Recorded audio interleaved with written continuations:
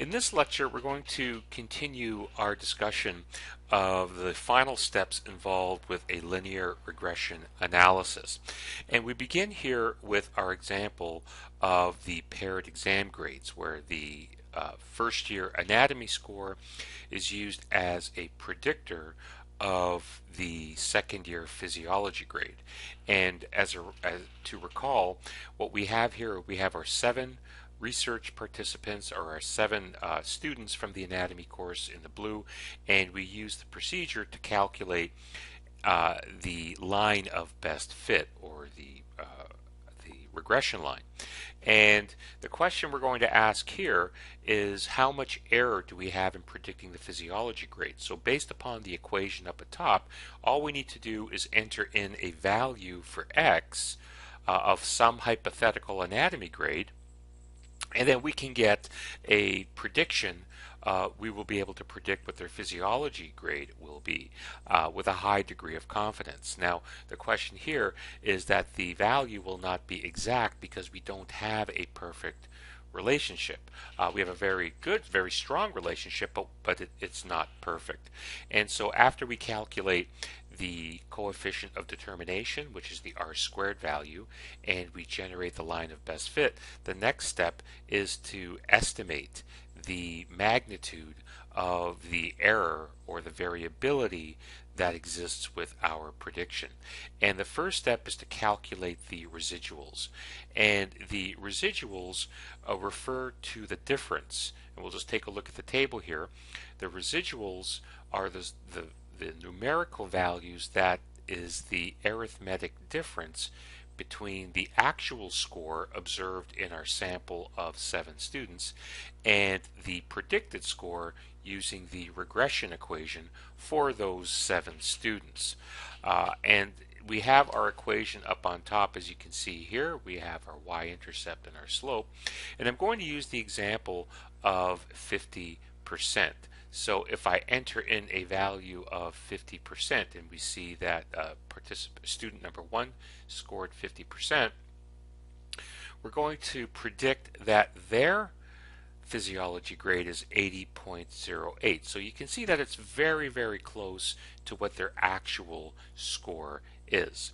And to estimate the error in the prediction, we begin by predicting the value for the first participant. We would do the same for the second, the third, fourth, fifth, and so on and so forth. So entering this into the table, we then calculate the difference between their actual score, so it's the 80, subtract the predicted score of 80.08, and we have negative 0.08, and we would complete that for all the participants, for all the 7 students, as we see here. And notice here that we can have a negative value. So some of the students will have an actual score that's above the prediction, and other students will have a actual score below the predicted line. Because we end up with the same issue earlier on in the course with the zero-sum problem, to eliminate the negatives balancing out the positives, we calculate the squared residual term. And we can see here we just multiply negative 0.08 by itself, and the negative goes away, and we're left with 0.0064. And we would repeat that for all of the participants or students in our sample. Now that leads us to calculating what's called the standard error of the estimate. Once again here, we're estimating the predicted value, but there's going to be a degree of variability or error in that prediction, and that's what we're trying to capture here. This is similar to the calculation of the standard deviation with descriptive statistics, where we want one numerical value that gives us an idea of how spread out the scores are.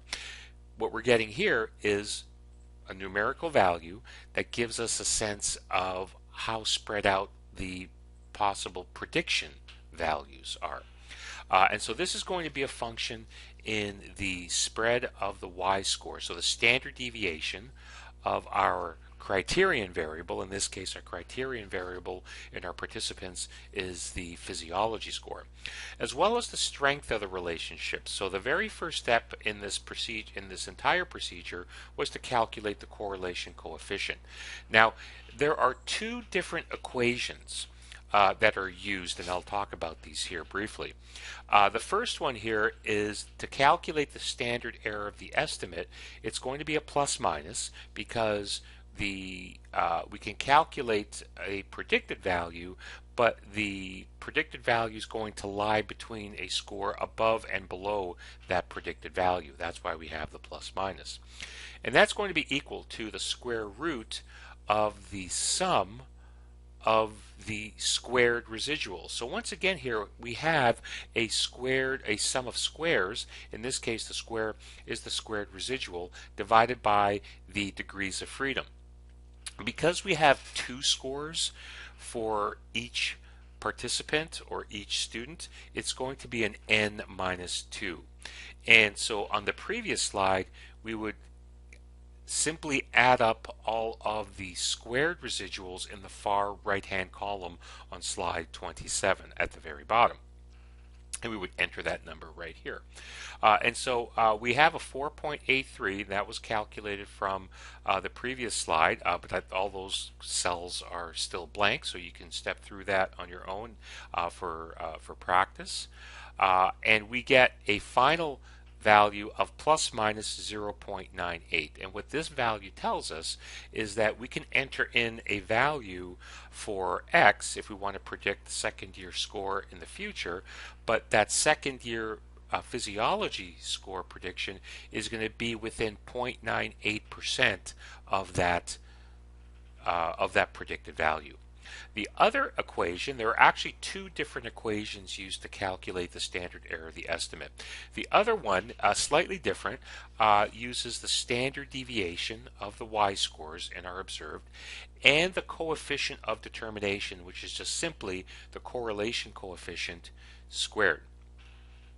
And so we would enter in the data. Now the 4.42 value comes from the descriptive. So once again here, once we have all of our x scores, all of our y scores, the very first thing we do is we calculate the mean plus minus the standard deviation. And that's helpful here because we just take the standard deviation of the physiology scores, which is on the y axis, and we put that value right here. So we run through the calculation. So we go 1 subtract the squared value of 0.98. We take the square root of that. The square root gets rid of the fact that we squared our units here. The same thing occurred on the right hand side. And we come up with a standard error of the estimate that is less than the one on the right hand side. And so oftentimes the question comes up in research applications as to which equation to use. Now if we use the equation on the right, obviously this one results in a larger degree of error or variability about the predicted value. The one on the left here results in a lower degree of variability. And so the one on the left here doesn't change the degrees of freedom from previous calculations. This one is a little bit larger because the denominator here is a lower value. We're factoring in 2 degrees of freedom lost because of the 2 paired scores, or the 2 scores that make up one pair. So once again here, we still haven't answered the question of which one to use. The one on the right is more conservative because it opens up the possibility that the score could lie within a larger range. This one is more narrow. Within the research community, oftentimes the one on the left is the preferred one that's used, just simply because it results in a smaller degree of error. But oftentimes this is a subjective determination by the researchers. So some researchers such as myself would err on the side of caution on the right hand side and use this one because it opens up a greater degree of consideration as to where the predicted value may may reside. But once again here, either equation, either approach is valid, but oftentimes the one on the left is the preferred one, just simply because it results in a smaller error.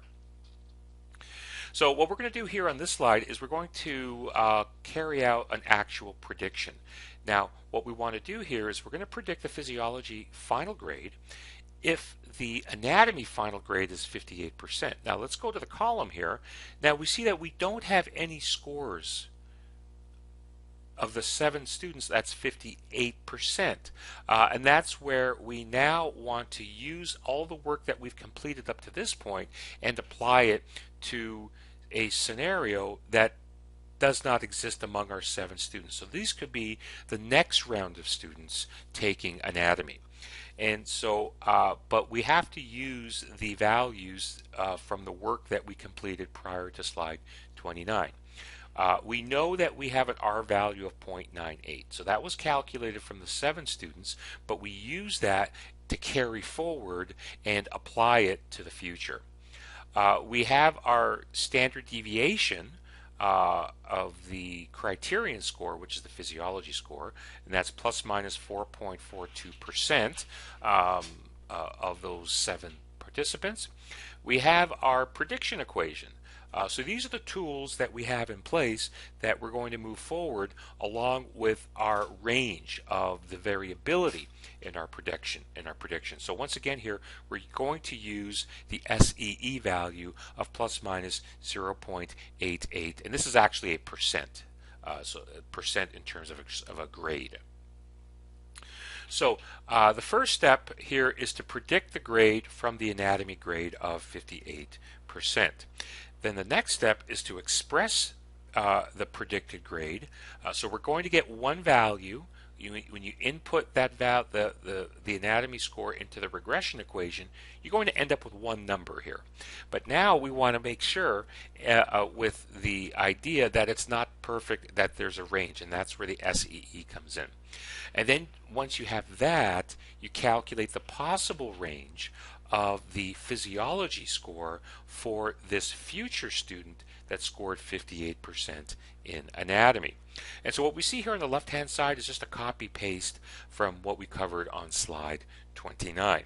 So this would be a good opportunity right now to pause the video and go through these 3 steps using the tools that we generated and carry out steps 1 through 3. Okay, so presumably you paused the video and you carried, you attempted this, and so I'm going to go through the solution right now. And I'm going to start with the only thing we have in predicting the physiology score, and that's our regression equation. And so we have our Y predicted. That's what we're trying to get. That's our goal.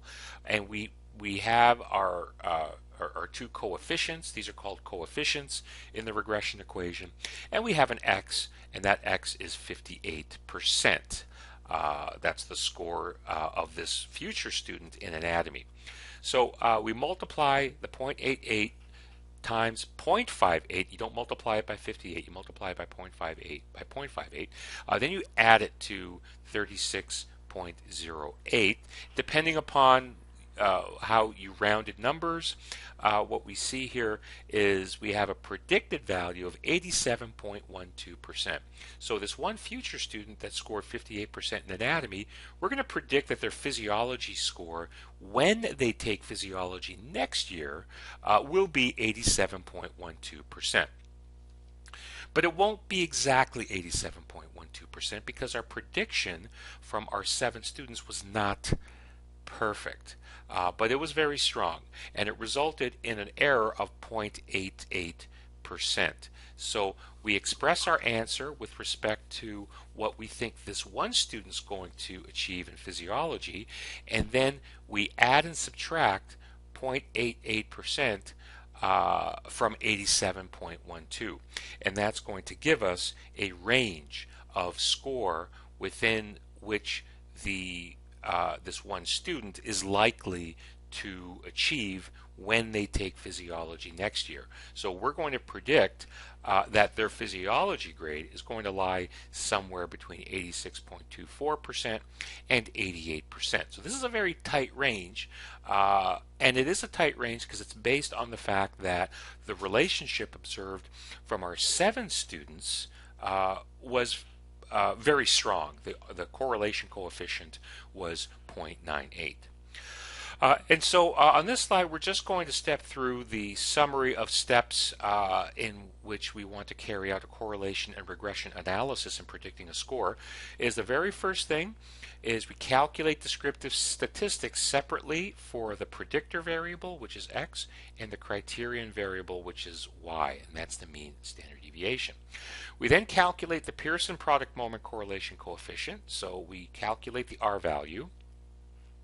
We then run through the other equations to determine the line of best fit, so that gives us the regression equation we can use. And to calculate that, to generate the regression equation, we have to calculate the slope of that line as well as the y-intercept with the prescribed equations. We then have to calculate the standard error of the estimate, and once again here there were 2 possible equations to use. On slide 28, the one on the right-hand side was a more conservative statistical approach. The one on the left side resulted in a lower level of error that is often the preferred one to use, but either one are perfectly valid to use. Now, given a hypothetical value for x, or some future student that takes anatomy, we can then predict what their physiology score is. Now keep in mind with step 5, this student that took anatomy has not yet taken physiology. So we're going to predict what their physiology score is going to be. We then express their final predicted value plus minus the error of the standard error of the estimate that we calculated from one of the 2 equations on slide 28, and then the last step is to calculate the range of the predicted score. So this ends this portion of our lecture on correlation and regression analysis.